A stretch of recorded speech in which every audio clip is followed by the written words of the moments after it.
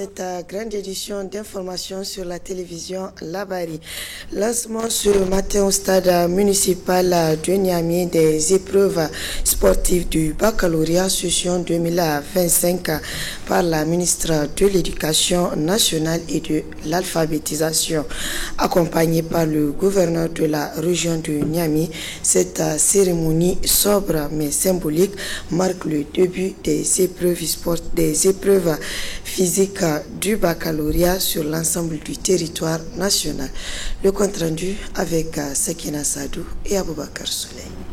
Le top départ pour le bac sportif 2025 national Dr Elisabeth Chérif assura l'intérim de son homologue de l'enseignement supérieur de la recherche et de l'innovation technologique, professeur Mamadou Seydou. C'était ce samedi 24 mai 2025 au stade municipal de Niamey, précisément au jury 10. Détendu, n'est-ce pas? Pas de stress. L'examen a été bien préparé. Nous vous souhaitons bonne chance pour cette épreuve physique et pour les épreuves qui viendront. Aux côtés de la ministre de l'Éducation nationale et de l'alphabétisation, le secrétaire général adjoint du ministère de l'Enseignement supérieur et le gouverneur de la région de Niamey, le général de brigade Assouman Abdou Harouna, qui a prodigué des conseils aux candidats avant de leur souhaiter aussi bonne chance. Vous avez été jugé apte de passer les épreuves physiques et sportives, Madame la ministre, au niveau de la région de Niamey. Nous avons enregistré 24 757 candidats, parmi lesquels 19 193 ont été jugés aptes à subir les épreuves physiques et sportives, auxquelles nous allons souhaiter bonne chance. C'est la première épreuve qui rentre dans l'obtention du bac, le parchemin, qui est le premier diplôme universitaire. Je veux vous donner un conseil. Il y en a pour ces épreuves-là qui prennent quelques petits comprimés. Ce n'est pas nécessaire. Vous êtes la jeunesse, la relève de demain.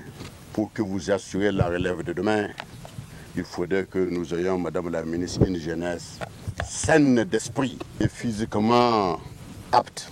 Le président du jury 10 a pour sa part présenté la composition de son jury et le dispositif mis en place pour assurer le bon déroulement des épreuves. Ici, au niveau du centre 10, qui est composé de 1082 candidats, tous de la série A4. Donc les 1082 ils vont passer les épreuves étalées sur 6 jours. Donc en moyenne, chaque jour, on passe 200 candidats et ils le composent dans 5 disciplines. La vitesse sur 100 mètres filles et garçons, le lancer de poids, le poids de 4 pour les filles et le poids de 5 pour les garçons, la gymnastique pour les filles et les garçons et la hauteur ou la longueur. Là, c'est un choix. Donc voilà les disciplines qui sont retenues cette année et que les candidats sont en train de composer. 2 candidats qui venaient de passer leur test se sont dit satisfaits du bon déroulement de cette première journée tout en lançant cet appel aux autres. Le jour c'est vraiment magnifique.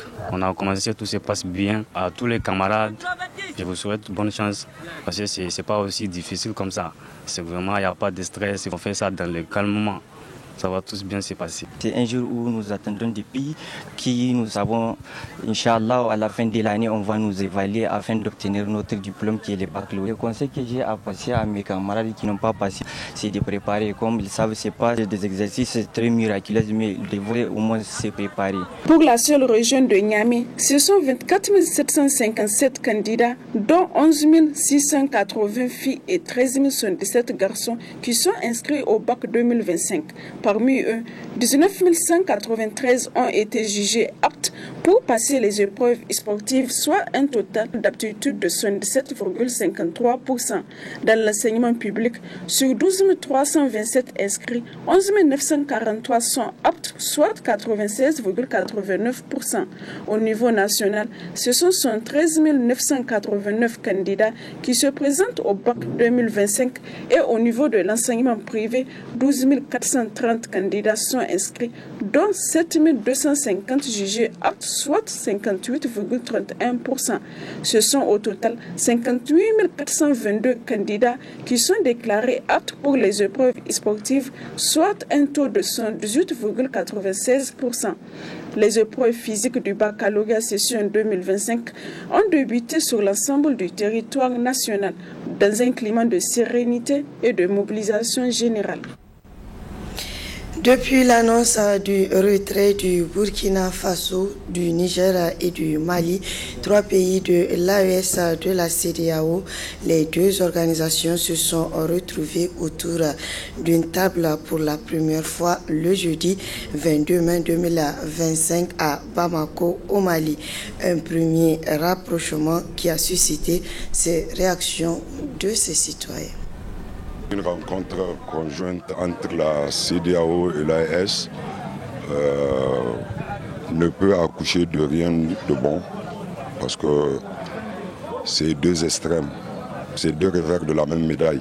L'AES se veut des pays engagés contre l'impérialisme qui prône l'affirmation du peuple africain et la CEDEAO est toujours resté l'esclave de maison qui se laisse dicter son comportement par l'Occident et toute chose qui a causé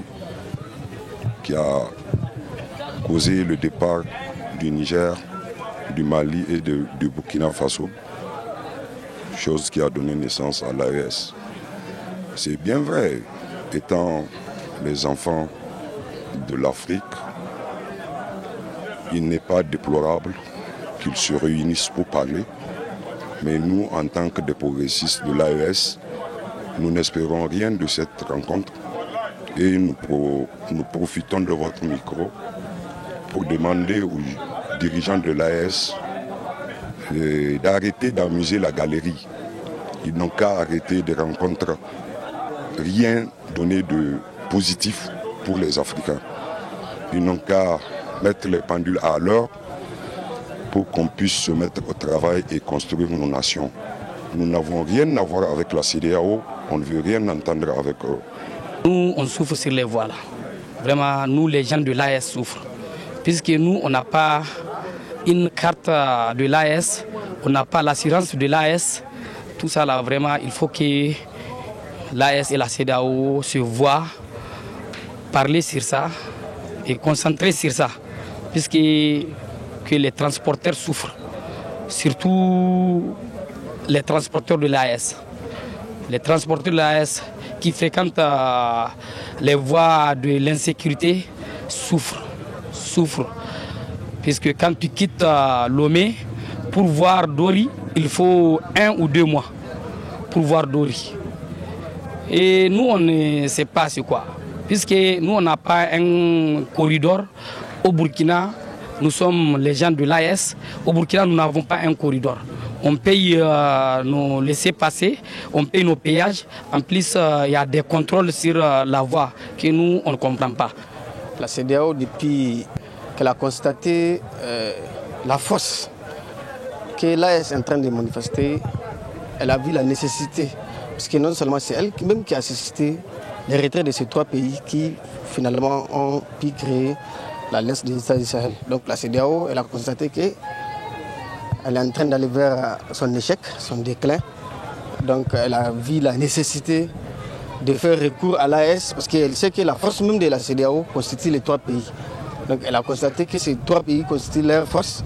Maintenant, elle voit que si ces 3 pays décident, n'est-ce pas, de continuer dans ce sens-là pour pouvoir faire exiger ou bien imposer leurs différentes mesures à l'encontre des citoyens de la CEDEAO. La CEDEAO a vu que ça ne peut pas les arranger. C'est pourquoi la CEDEAO court derrière l'AES pour que ces 2 structures puissent s'asseoir pour pouvoir envisager des solutions pour les différentes populations de ces 2 organisations.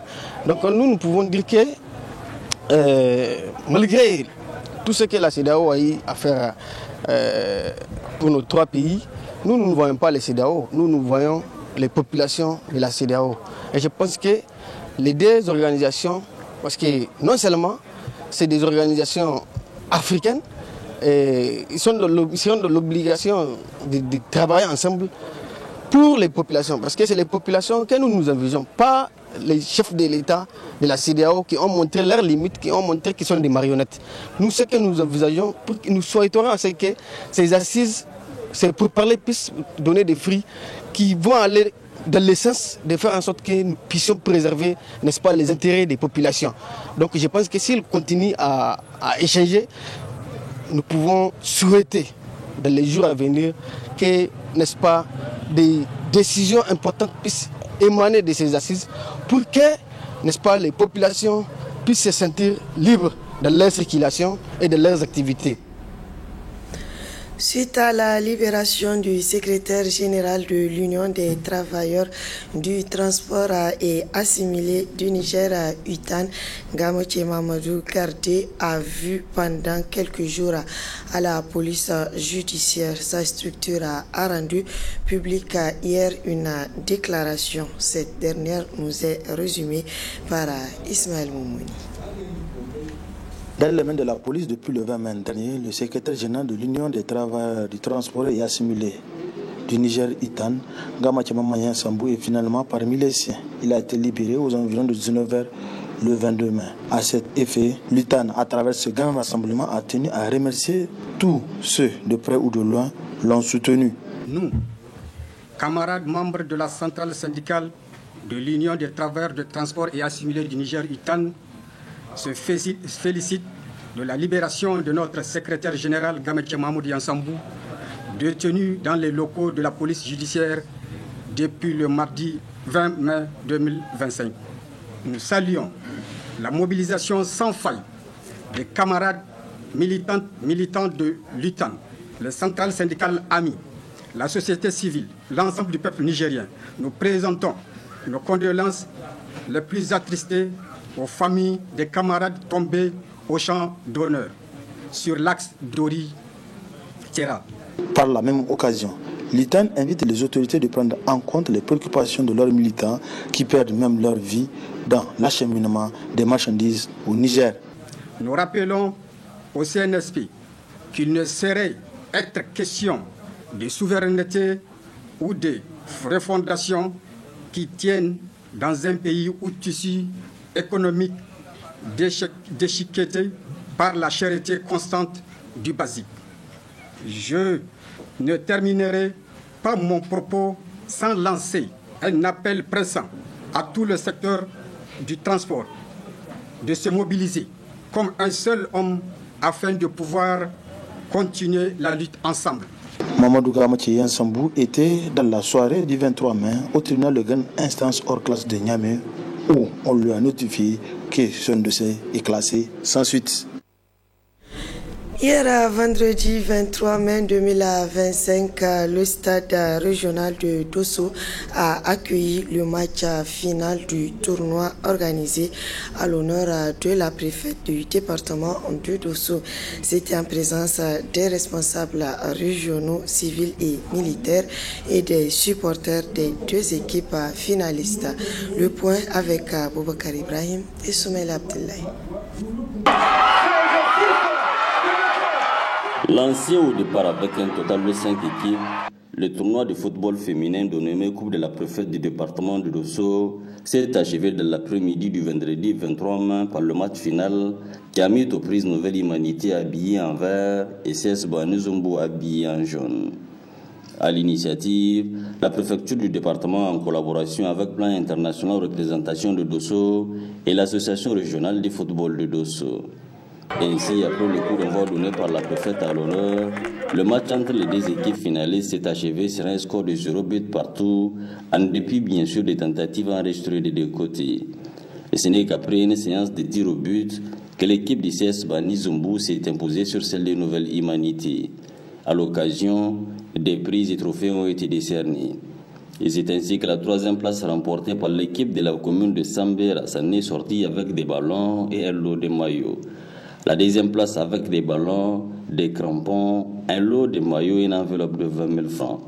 Et la première place qui revient à Bani Zombo se vit attribuer des ballons, un lot de maillots, des crampons, une enveloppe de 30 000 francs et un trophée.